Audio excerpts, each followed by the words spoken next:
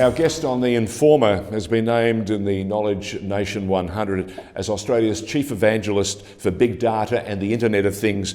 He's actually the founding CEO of an innovation hub for ag tech. The company is called Food Agility. His name is Dr. Mike Briers, AO. Mike, great to have you on board. Let's talk about this pathway that you've created and you've pursued for the better part of the last 20, 30 years that allows us to take hold of all the data that's made available to us now and gives people an opportunity to find a real pathway to finding the finance they need to make their businesses more secure going forward. Because we live in a world that's changing every day. We've got technology leaps, and there are extraordinarily evolution tools or innovation tools that are allowing you to do things today or consider things today that weren't possible 10, 15, 30 years ago. Yeah, no, that's correct, and I think, but as I would say, it's affected different sectors and different industries differentially, and I would say that in finance back in the late 90s, at the dawn of the internet and knowledge economy, there was there's some pioneering efforts here in Australia that probably not a lot of Australians actually appreciate because we're a little bit undercover back then. But we started with a relationship with the Australian Stock Exchange back then and Sydney Futures Exchange, and along with a couple of fellow. At that time, I was an academic. I was working in the university with some other colleagues. This is your time at UTS? This is at UNSW, actually, George. University of New South Wales. Yes. Yeah. So I did my PhD there. So I actually worked. I worked in the meat industry, in the vertically integrated meat industry, and I went to academia and did my PhD at UNSW. And this happened all before what I'm talking about now. So this has happened in the sort of the mid 90s, like 80s, 90s.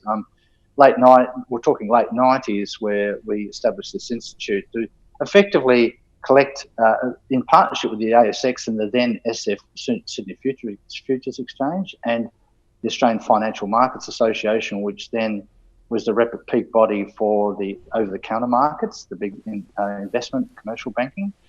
And so what we set out to do was to create an environment, effectively a knowledge infrastructure that supported research at universities. And we had a number of universities, and we grew to many universities. That's the bigger part of the story.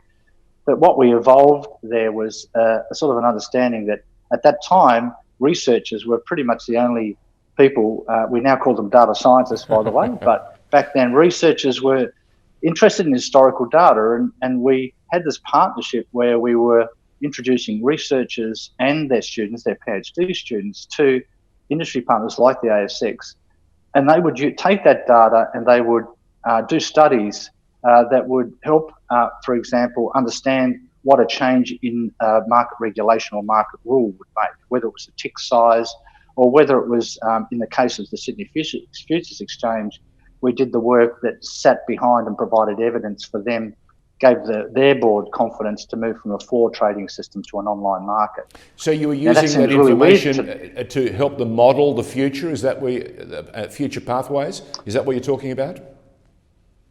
Yeah, look, I'm talking about the way in which a concerted effort back then to create a knowledge infrastructure, which is effectively what we thought was a supercomputer back then, which is probably half an iPad now, but that would effectively enable researchers to access the data that was in a reliable fashion, that protected the data owners like the ASX and the SFE, and that were able to do work that was more research that was more impactful and more relevant to those industry partners as a consequence.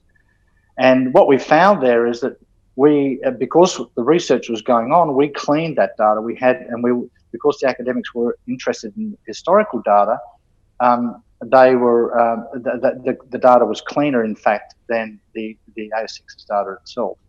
And so the point there is really that, which is still relevant today, is in some sectors and some industries where there's an where we're not thinking strongly enough about that underpinning measurement system. That's thing in financial markets. The data is born digital.